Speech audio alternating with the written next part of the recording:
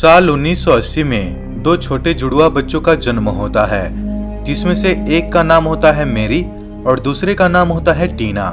इसे मेरी और टीना के मम्मी पापा बहुत खुश होते हैं। धीरे धीरे दिन बीतने लगते हैं और दोनों लड़कियां बड़ी होने लगती हैं। दोनों इतनी जुड़वा होती हैं कि क्लास में सभी कंफ्यूज्ड हो जाते थे कि कौन टीना और कौन मेरी है।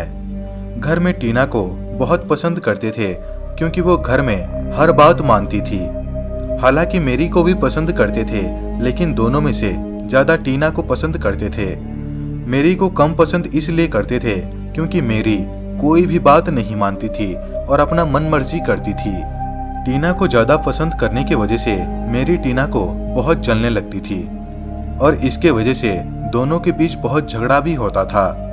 टीना और मेरी की परिवार एक छोटे से गांव में रहा करते थे।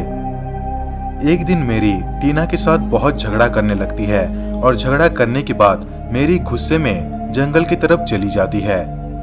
तभी मेरी जंगल के चारों तरफ देखने लगती है तो उस जंगल पर कोई भी नहीं होता।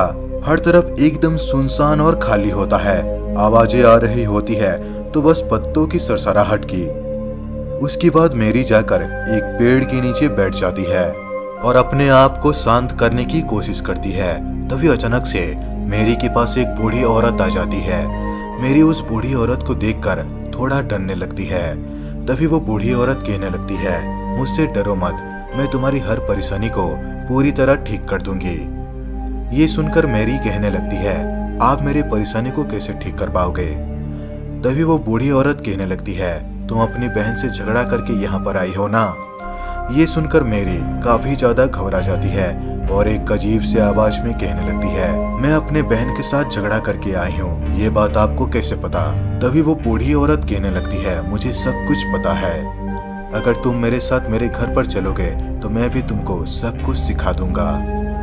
उसके बाद मेरी उस बूढ़ी औरत के घर पर जाती है और वो बूढ़ी औरत मेरी को काला जादू के बारे में सिखाने लगती है और धीरे धीरे मेरी बड़ी होने लगती है और काला जादू के जरिए अपनी बहन टीना को मारने की कोशिश करती है। लेकिन टीना के बजाय टीना के मम्मी पापा मर जाते हैं। उसके बाद मेरी अपने काले जादू की शक्ति को बढ़ाने के लिए गांव के जवान लड़कों को बलि देने लगती है। लेकिन ये बात एक दिन गांव वालों को पता चल जाता है। उसके बाद गांव वाले मिलकर मेरी को गांव के बीचों बीच जलाकर मार देते हैं। लेकिन मेरी की मौत के 3 दिन बाद ही उस गांव में मेरी की आत्मा भटकने लगती है और उसकी आत्मा अपनी बहन टीना को मारने की कोशिश करती है। लेकिन पता नहीं कैसे टीना हर बार बच जाती है मेरी से।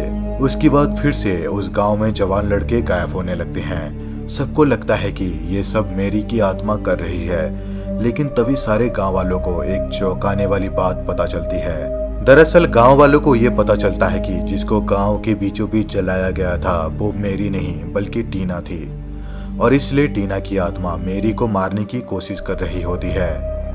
और जब सारे गांव वाले मिलकर मेरी के घर पर जाते हैं तो मेरी घर पर नहीं होती, लेकिन घर पर बहुत सारी डेड बॉडीज पड़ी हुई मिलती है जिसको मेरी ने बलि दिया था।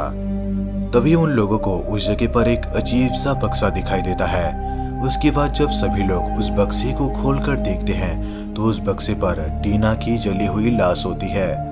उसके बाद सारे गांव वाले मिलकर उस लाश को लेकर उसका अंतिम संस्कार कर देते हैं, जिसके बाद से टीना की आत्मा शांत हो जाती है। लेकिन मेरी कहाँ चली गई ये बात गांव वालों को पता ही नहीं होता।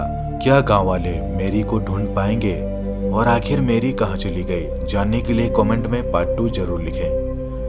तो दोस्तों ये स्टोरी कैसा लगा नीचे कमेंट करके जरूर बताना। दोस्तों अगर वीडियो अच्छा लगा हो तो वीडियो को लाइक करें, शेयर करें और इस चैनल को सब्सक्राइब करना बिल्कुल भी ना भूलें। तो दोस्तों मिलते हैं अगले वीडियो में, तब तक के लिए धन्यवाद।